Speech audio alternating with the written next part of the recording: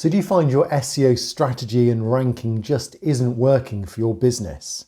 And over the years, you spent a lump sum on marketing, you spent a chunk on adverts, a hunk of money on an SEO guru that didn't really optimize your website, and a wodge on a marketing team that was meant to help you with your social media.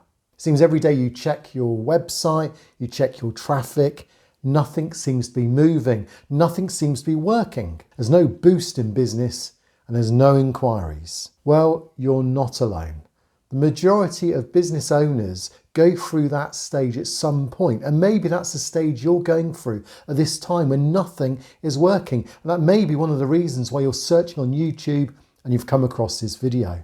But the good news is that digital marketing is changing so rapidly that one of the best positioned persons to make the right changes in 2021 is you, the business owner. And it doesn't take that much work because you've got the knowledge that those SEO gurus don't have. But also digital marketing is changing so rapidly, the majority of people can't keep up with it.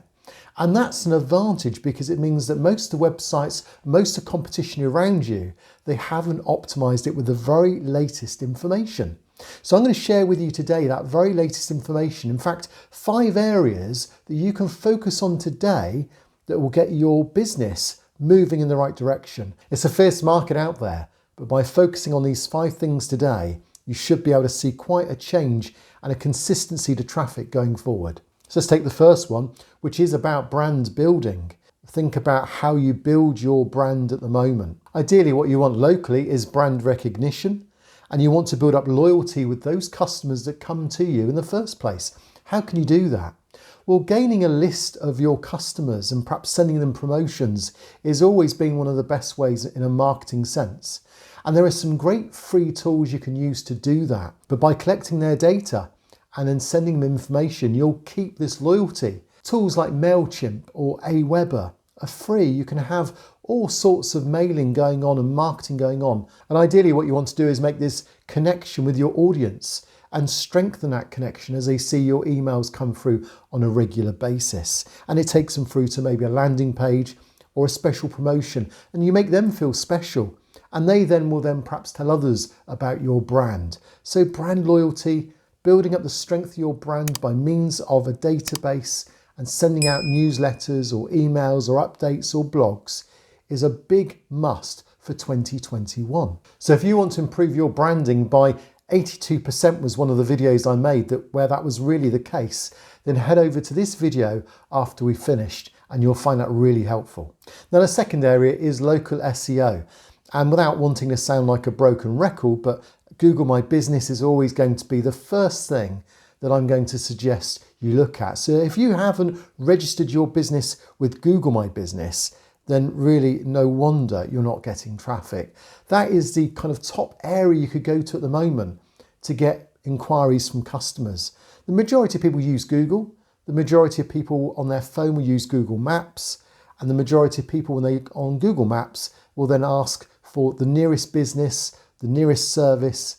And Google My Business is being specifically designed to provide that information to people on their mobiles. So if your business hasn't been registered with Google My Business, well then you're really missing out on local SEO traffic. And basically if you haven't got your Google My Business up and running, the question is why haven't you? It's free, it's easy to do. In fact, you'll probably find it's already been registered to some degree. You just need to claim it. So if you want to know how to claim your business, how to register your business in just a couple of clicks, then nearly all my videos on my channel cover that at some point or another. It won't be difficult to find if you want to know how to do that. In fact, I produced a local SEO guide that showed you how to do that, along with a few other tweaks as well. So optimizing your Google My Business would be the next stage once you've registered it. So if you want to know how to do all those things, I've put a video here that got me to 10 million views very quickly by just a few tweaks.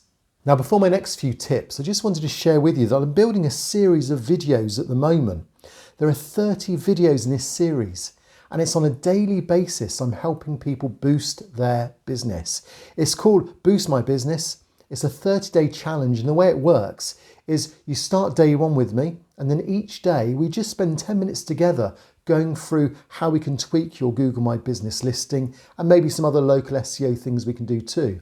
And by the end of the 30-day challenge, if you followed it all the way through, you'll see a dramatic change in your inquiries, your traffic, you'll understand keywords, you'll have probably 20 or 30 new tools you didn't know about, and you're going to see some dramatic changes in how you can improve in Google Maps, in Google ranking, and your keywords will be much more focused. I just thought I'd mention that. If you want to know about it, then if you do subscribe and then click the alert bell, as soon as it's ready to be released, you'll be the first to know about it. So the third area is to react to your historical data. Now, why is that important? You can learn from what's happened to your website, your optimizations, your SEO, your local SEO. You can learn from those things. You can find out what keywords are working, what landing pages are producing results, why are people disappearing on certain pages, why are they bouncing? All that information is there. It's no surprise Google provides that, because Google understands that if you've got information about your website, then you can react to what's working and what's not. So if you've run an ads campaign in the past and put a lot of money into it, you might want to reconsider those keywords you've been using. Have they really been working?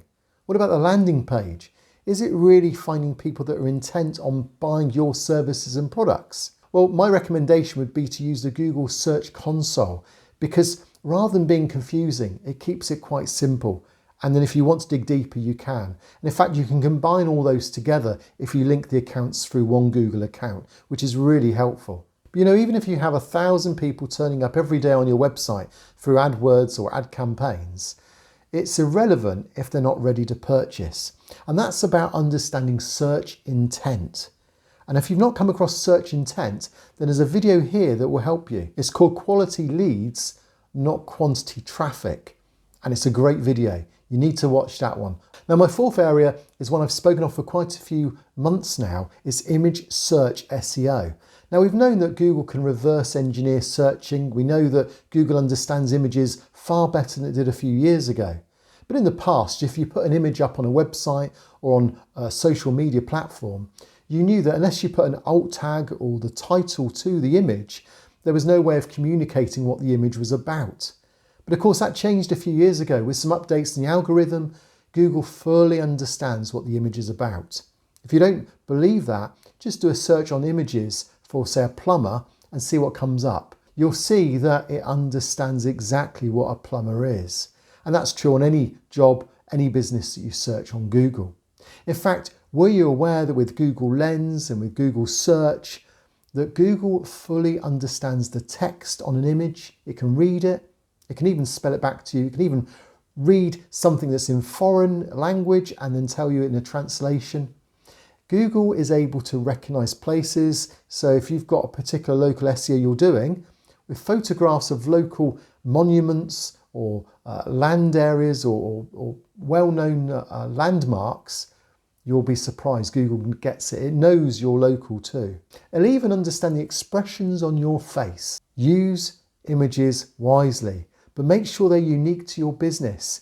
Don't just use standard images or royalty-free images. Try and keep it so it's unique to your business, and Google will reward you for that.